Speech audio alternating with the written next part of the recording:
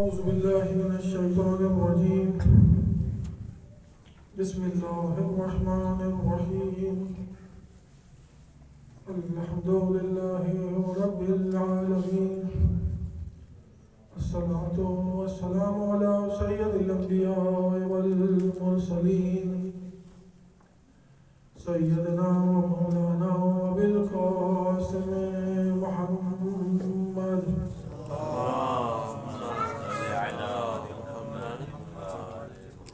وأهل بيته الطيبين الطاهرين المعصومين المظلومين ولعنة الله على أعدائهم أجمعين من الآن إلى قيام يوم الدين صلى الله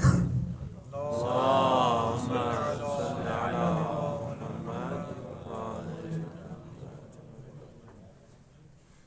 ایک دفعہ بلند آواز سے سلمان بھیجیں.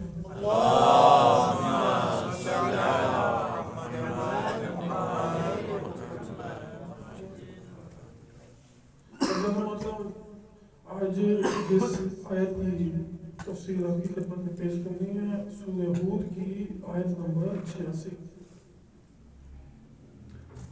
سورہ ہود جو ہے وہ 12ویں سے پارے میں ہے. یہ آیت کل پیش کرنی تھی آپ کی خدمت میں, لیکن جو ہے وہ اسے آج پیش کرنی.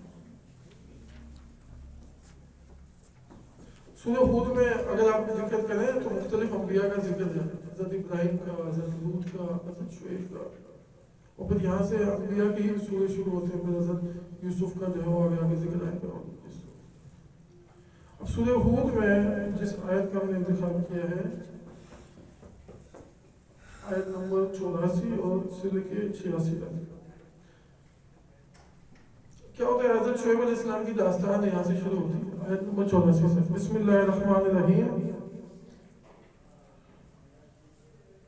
وَإِلَى مَدْيَنَ أَخَاهُمْ شُعَيْبًا قَالَ يَا قَوْمِ اعْبُدُوا اللَّهَ مَا لَكُمْ مِنْ إِلَٰهٍ غَيْرُهُ وَلَا تَنقُصُوا الْمِكْيَالَ وَالْمِيزَانَ إِنِّي أَرَاكُمْ بِخَيْرٍ وَإِنِّي أَخَافُ عَلَيْكُمْ بِعَذَابِ يَوْمٍ مُحِيطٍ.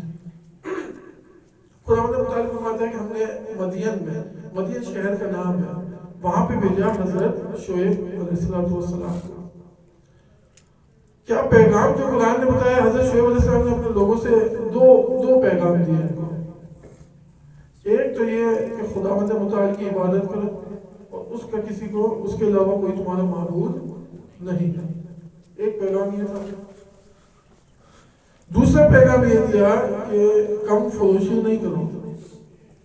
ترازو میں, تول میں جتنے پیسے لیے ہیں, جتنا مقدار دینا ہے اسی مقدار میں اس کو دیا جائے. عدل و انصاف سے کام لیا جائے.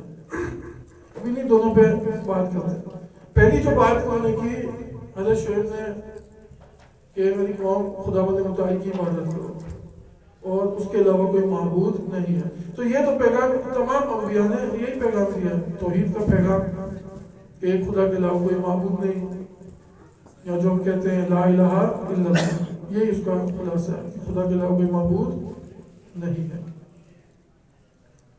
اب خداوند متعال نے دوسری جگہ پر قرآن میں بھی خداوند متعال کیا فرماتے ہیں, وَمَا خَلَقْتُ الْجِنَّ وَالْإِنسَ إِلَّا لِيَعْبُدُونِ, اور ہم نے جنوں اور انسانوں کو خلق نہیں کیا مگر اپنی عبادت کے لیے. تو انسان کا مقصد خلقت ہی عبادت ہے, خلق کی عبادت کے لیے کیا. اور انبیاء بھی آ کر یہی بتاتے تھے کہ عبادت کرتے رہیں ایک اللہ کی اور کسی کو اس کا شریک نہ ٹھہرائیں. اب پھر یہاں پر آ کے حجت خدا جو بتاتی ہے خدا کی عبادت کس طریقے سے ہوگی. جیسے امام جعفر صادق علیہ السلام امام فرماتے ہیں یہ جو آیت میں آیا ہے وَمَا خَلَقْتُ الْجِنَّ وَالْإِنسَ إِلَّا لِيَعْبُدُونَ, کہ میں نے صرف اپنی عبادت کے لیے جنوں اور انسانوں کو خلق کیا ہے. امام فرماتے ہیں لِيَعْبُدُونَ أي لِيَعْرِفُونَ, یہاں پہ عبادت سے مراد معرفت ہے. یعنی کہ امام فرمانا چاہ رہے ہیں کہ خدا کی عبادت ہو ہی نہیں سکتی کہ جب تک انسان خدا کی معرفت کو حاصل نہ کرے. پہلے خدا کی معرفت کو حاصل کرے گا پھر اس کی عبادت کو کرے گا. اور معرفت کو کس طریقے سے حاصل کرے گا خداوند متعال کی؟ تو اسی معرفت کے حصول کے لیے خدا نے 1,24,000 انبیاء بھی بھیجے، اور پھر اس کے بعد آئمہ کا جو سلسلہ ہے اسی معرفت کے لیے۔ اب ایک طرف سے یہ خداوند متعال کی جانب سے بھیجے ہوئے ہیں، دوسری طرف سے خداوند متعال کی جانب سے انہیں علم اور قدرت دی گئی ہے کہ وہ لوگوں کی ہدایت کے لیے کوشش کریں، اور پھر وہ خداوند متعال کی صفات کے مظہر بھی ہیں۔ جیسے ہم نے بات کی من عنده علم الکتاب، جیسے مولا علی کو اب یہ کیوں خداوند متعال تھا؟ کم وقت ہے نا، خلاصے میں اگر ہم بات کریں من عنده علم الکتاب، ایک دو سلوات بھی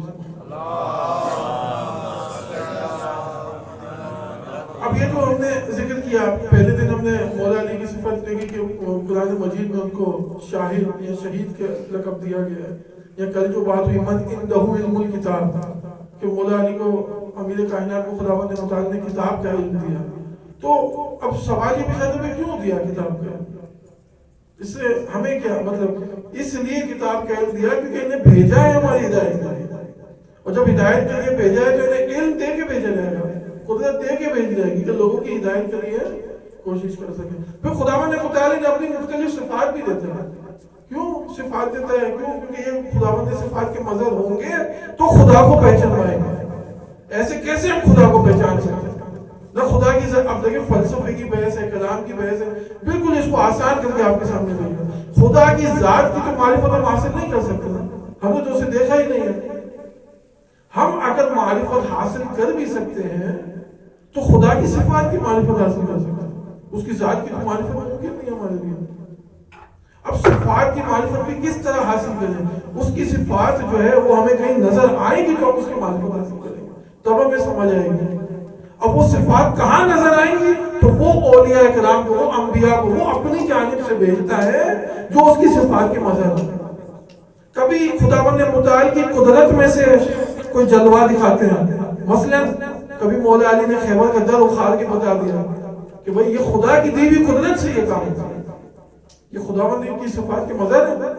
یا من عنده علم الکتاب، ان کے پاس پوری کتاب کا علم ہے، اس علم کے ذریعے سے بتاتے ہیں کہ ہم اس منبع علم سے متصل ہیں، اور یہیں سے وہ معرفت کے باب کھلتے ہیں کہ جب آپ امام کے پیچھے چلیں گے، رسول کے پیچھے چلیں گے تو معرفت کا باب کھولے گا کہ جس کے ذریعے ہم خداوند متعال کی معرفت حاصل کر سکتے ہیں، اور جب معرفت حاصل کریں گے تو پھر عبادت کی منزل آتی ہے، اور جب عبادت کی منزل میں داخل ہوں گے تو پھر یہ آیت موقع ہوتی ہے کہ وَمَا خَلَقْتُ الْجِنَّ وَالْإِنسَ إِلَّا لِيَعْبُدُونِ، اور ہم نے تو انسان کو خلق ہی کس لیے کیا ہے؟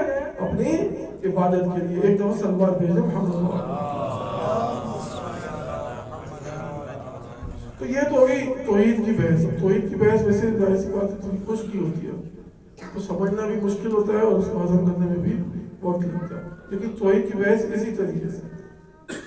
اچھا، پھر دوسری چیز اب اسی آیت میں ہم دیکھتے ہیں، حضرت شعیب علیہ السلام نے جو بات کی علی نبینا و علیہ السلام، اب یہ ہمارا اجتماعی مسئلہ ہے۔ کیا فرماتے ہیں؟ یا قومی اوفوا المکیال والمیزان بالقسط۔ یہ مسئلہ ایسا ہے کہ کم سے کم یہ سمجھ میں آ گیا کہ حضرت شعیب علیہ السلام کے زمانے میں بھی موجود تھا یہ مسئلہ، اور یہ آج بھی موجود ہے۔ وہ کیا ہے؟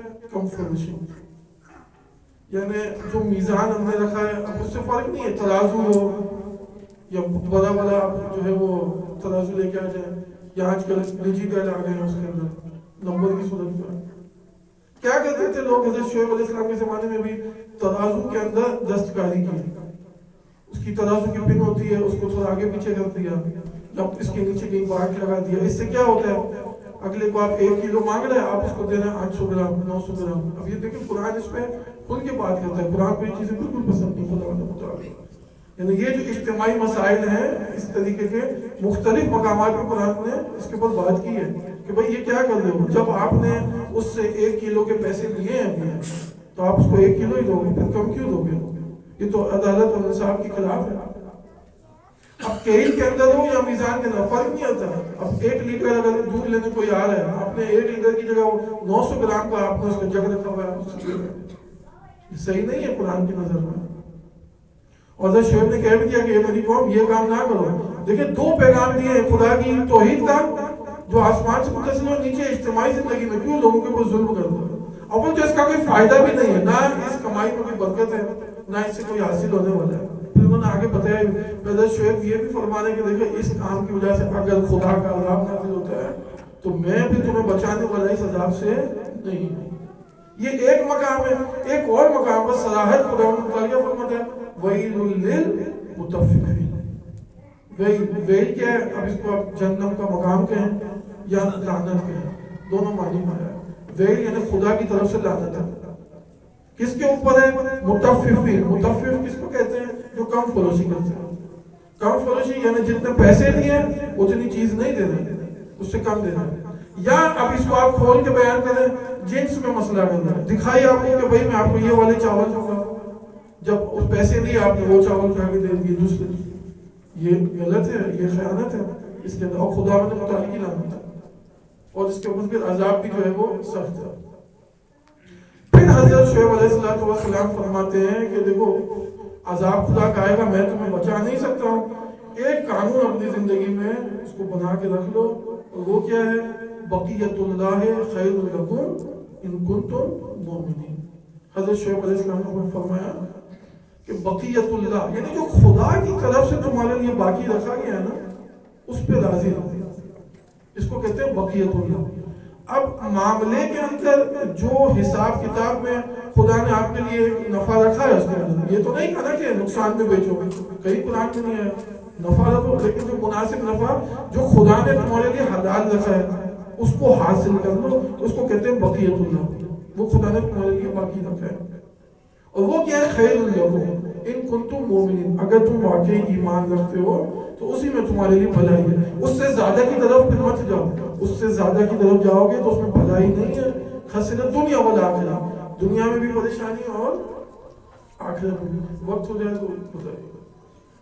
تو بقیت اللہ تو یہ ہو گیا۔ اب اسی بقیت اللہ کے مفہوم کو جو حضرت شعیب نے اس مقام پہ استعمال کیا معاملات کے لیے، اسی مفہوم کو کیونکہ مخصص آیت نہیں ہوتی، شان نزول جو ہوتی ہے وہ مخصص نہیں ہوتی آیت، ایک آیت کو آپ کہیں پہ بھی آگے جا کے اس کو ہر زمانے میں استعمال ہوتی ہے۔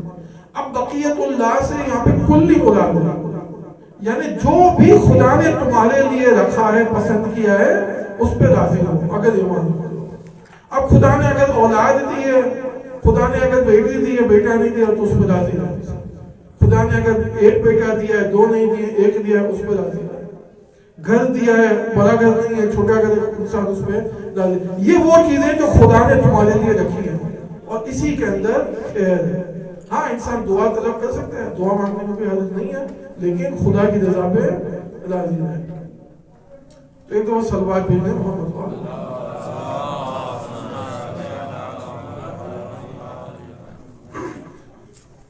اب اسی مفہوم کو اگر ہم آگے لے کے چلیں معرفت کے باب میں تو یہ ہماری اس قوم کی خوش نصیبی ہے کہ خداوند متعال نے ہمارے لیے کیا باقی رکھا ہے؟ ہمارے لیے اپنی حجت کو باقی رکھا ہے۔ خداوند متعال نے ہمارے لیے جو بہترین چیز جو باقی رکھی وہ کیا ہے؟ اپنی حجت کو ہمارے سروں پہ باقی رکھا ہے، جس سے ہم کہتے ہیں بقیت اللہ۔ اور اسی حوالے سے امام زمانہ کو کیا کہتے ہیں؟ بقیت اللہ۔ امام زمانہ وہ خدا کا خزانہ ہے جو خداوند متعال نے ہماری ہدایت کے لیے باقی رکھا ہے، کب تک؟ تا قیام قیامت، کہ جس کے ذریعے سے ہماری ہدایت ہوتی رہے گی۔ اور پھر امام اب اس میں حدیث بھی امام فرماتے ہیں بقیت اللہ خیر لکم، اور تم جان لو کہ یہ جو خدا نے تمہارے لیے باقی رکھا ہے اسی میں تمہارے لیے خیر ہے۔ کہیں ایسا نہ ہو کہ حجت خدا اگر غیبت میں ہو تو تم کسی اور در پہ چلے جاؤ، کسی اور مقام پہ چلے جاؤ، کسی اور کا دروازہ کھٹکھٹانے لگو، نہیں، اس میں کوئی تمہارے لیے خیر نہیں ہے۔ خیر اسی میں ہے، تمہاری بہتری اسی میں ہے کہ تم حجت دوران امام عصر و زمان سے منسلک رہو، غیبت میں بھی۔ اب اسی حوالے سے پھر اس کی روایات ہیں، روایت میں آئے کہ جب امام زمان علیہ السلام کا ظہور ہوگا اجل اللہ تعالیٰ فرجہ الشریف، تو امام زمانہ اسی آیت کی تلاوت فرمائیں گے، امام زمانہ کہ بقیت اللہ خیر لکم ان کنتم مومنین۔ پھر امام کیا فرمائیں گے؟ امام فرمائیں گے کہ انا بقیت اللہ وحجتہ وخلیفتہ، کہ میں ہی ہوں وہ خدا کا بچا ہوا خزانہ کہ جس کو خدا نے تمہارے لیے بچا دیا، اور میں ہی اس کا خلیفہ ہوں زمین پر، اور میں ہی اس کی حجت ہوں۔ یہاں تک کہ راوی کہتے ہیں کہ پھر یہ دستور ہو جائے گا انشاءاللہ خداوند متعالی میں جلد یہ زمانہ دیکھنا نصیب ہو کہ امام کا ظہور ہو، اور پھر جو راوی لکھتا ہے کہ پھر یہ دستور بن جائے گا کہ لوگ امام کو جب سلام کریں گے تو اسی لقب سے سلام کیا جائے گا، یعنی امام کو جب بھی سلام کیا جائے گا تو کیا کہا جائے گا؟ السلام علیکم یا بقیت اللہ، السلام علیکم یا بقیت اللہ، اے خدا کے بچے ہوئے خزانے آپ پر ہمارا سلام ہو۔ ایک دفعہ درود بھیج دیں محمد۔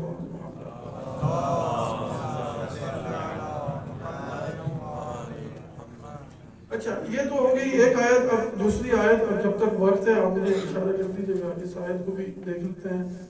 یہ ہمارے پاس ایک دفعہ بلند آواز سے صلوات بھیجیں۔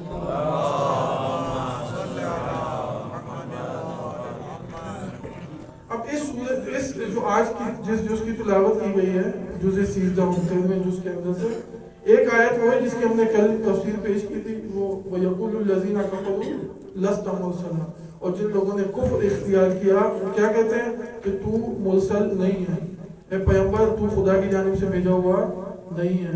تو خدا متعالی فرماتا ہے کہ کہہ دے قُلْ كَفَىٰ بِاللَّهِ شَهِيدًا بینی و بینکم ومن عنده علم الکتاب، میرے لیے تو وہی خدا کا کافی ہے شہادت دینے کے لیے، اور وہ شخص کہ جس کے پاس کتاب کا علم ہے۔ یہ تو ہو گئی کل تک کی بات جو ہماری تھی، یہ والی آیت کل ہو گئی تھی۔ ایک آیت جو ہے جو آپ لوگوں نے سنی ہوئی ہے وہ کیا ہے؟ الذین آمنوا وتطمئن قلوبهم بذکر اللہ، الا بذکر اللہ تطمئن القلوب، سورہ رعد کی آیت نمبر 28 ہے۔ کیا فرماتا ہے خداوند متعال؟ الا بذکر اللہ تطمئن القلوب، جان لو کہ دلوں کا جو اطمینان ہے وہ ذکر خدا کے اندر ہے اور کسی چیز کے اندر نہیں ہے۔ الا بذکر اللہ، بذکر اللہ کو اس کو ہم کہتے ہیں تقدیم کر دیا، پہلے بیان کر دیا۔ ایک دفعہ صلوات بھیجیں محمد۔ تو الا بذکر اللہ تطمئن القلوب، یعنی جو دلوں کا اطمینان ہے وہ صرف اور صرف کس میں ہے؟ خداوند متعال کے ذکر میں ہے۔ تو اب ہم دیکھتے ہیں یہاں پہ کہ اب یہاں پہ ذکر سے کیا مراد ہے۔ تو اب ہماری زندگی میں مشکلات بہت ہوتی ہیں، ٹھیک ہے، یہاں پہ اطمینان سے کیا مراد ہے؟ دیکھیں زندگی میں مشکلات ہیں، پریشانیاں، کسی کو روزگار کا مسئلہ ہے، کسی کو گھر کا مسئلہ ہے، کسی کو اولاد کا مسئلہ ہے، کسی کی اولاد ہے تو تربیت کا مسئلہ ہے، شادی بیاہ کے مسائل ہیں، یا نہیں کوئی بلا، کوئی امتحان، کوئی پریشانی آ جاتی ہے، کوئی بیماری آ گئی، کوئی خدا نہ خواستہ ایکسیڈنٹ ہو گیا، کوئی زمین پہ سیلاب آ گیا، فصل تباہ ہو گئی، فصل صحیح نہیں ہوئی، جو بھی مشکلات ہوتی ہیں، ٹھیک ہے۔ اب یہ تو زندگی کا حصہ ہے نا، یہ چیزیں تو چلتی ہیں، لیکن ہم نے دیکھا ہے کہ کچھ لوگ جو ہوتے ہیں وہ بہت زیادہ پریشان ہو جاتے ہیں، ڈپریشن کا شکار ہو جاتے ہیں، اضطراب کا شکار ہو جاتے ہیں، ٹینشن بہت زیادہ ہو جاتی ہے۔ یہ سب کیوں ہوتا ہے؟ اس کی وجہ اس آیت میں ہوتا ہے۔ کیوں؟ کیونکہ خدا کے ذکر سے غافل ہے۔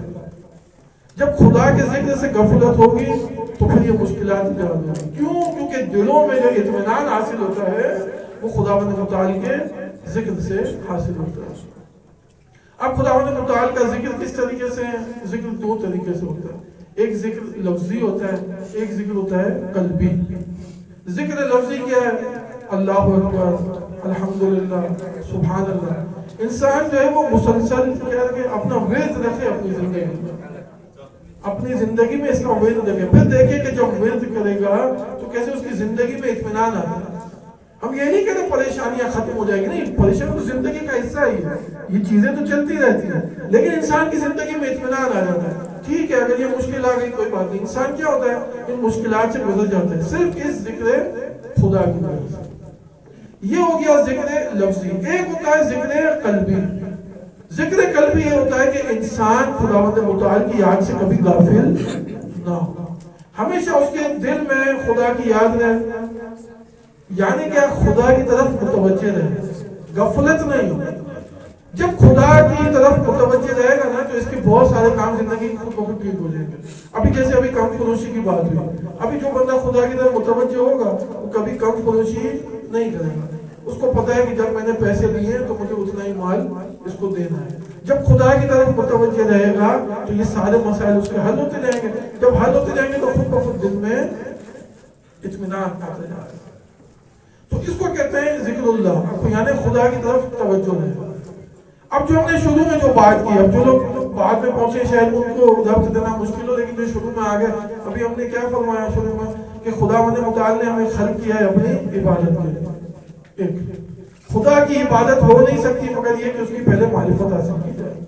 معرفت اس کی ہم حاصل نہیں کر سکتے, ذات کی معرفت ممکن نہیں ہے, صفات کی معرفت ہو سکتی ہے, لیکن کیسے ہوگی؟ جب اس کی صفات کو دیکھیں گے تو معرفت ہوگی.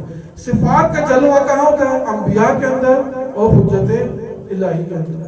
یعنی امام کے اندر جب ہم خدا کی صفات کو دیکھتے ہیں تو ہم امام کے پیچھے چلتے ہیں تو خدا کی معرفت حاصل ہوتی ہے. تو یہی امام ہمیں ذکر اللہ میں بھی مدد دیتا ہے. جب ذکر اللہ ہمیں کرنا ہے تو ذکر اللہ کیسے ہوگا؟ یعنی خدا کی طرف توجہ. خدا کی طرف توجہ کیسے ہوگی؟ خدا کی طرف توجہ ایسے ہوگی کہ پہلے انسان اپنے امام کی جانب توجہ رکھے, اپنے امام کی جانب توجہ رکھے. کیونکہ امام نے تو بتانا ہے نا کہ کیا کرنا ہے زندگی میں, کیا نہیں کرنا ہے. اطیعوا اللہ و اطیعوا الرسول, اولی الامر منکم. اطاعت خدا کی ہے, اس کے رسول کی ہے, اور اولی الامر کی ہے, کسی امام کی اطاعت ہے. اور امام کی جانب اگر توجہ رہے گی تو چونکہ امام خدا کی جانب سے ہے تو یہی ذکر اللہ ہے. اور اب سمجھ میں آیا کہ اب ہم یہ قرآن کی محفل میں بیٹھے ہیں, یہ بھی ذکر اللہ ہے. امام حسین کی مجلس میں بیٹھے ہیں, یہ بھی ذکر اللہ ہے. غدیر کا جشن منائے, یہ بھی ذکر اللہ ہے. تو یہ سب چیزیں کیوں؟ کیونکہ یہ ہمیں اپنے امام سے متصل کرتی ہیں اور امام ہمیں خدا سے متصل کرتا ہے. ایک دفعہ صلوات بھیجیں محمد والے. بس اب آخر میں خداوند متعال کی بارگاہ میں دعا کرتے ہیں, خداوند اپنی حجت کے ظہور میں تعجیل فرما. اہل مجلس, اہل محفل جتنے بھی افراد ہیں, جو بھی حاجتیں لے کر آئے ہیں, خداوند متعال ان سب کی حاجتوں کو پورا فرما. وآخر دعوانا الحمدللہ رب العالمین.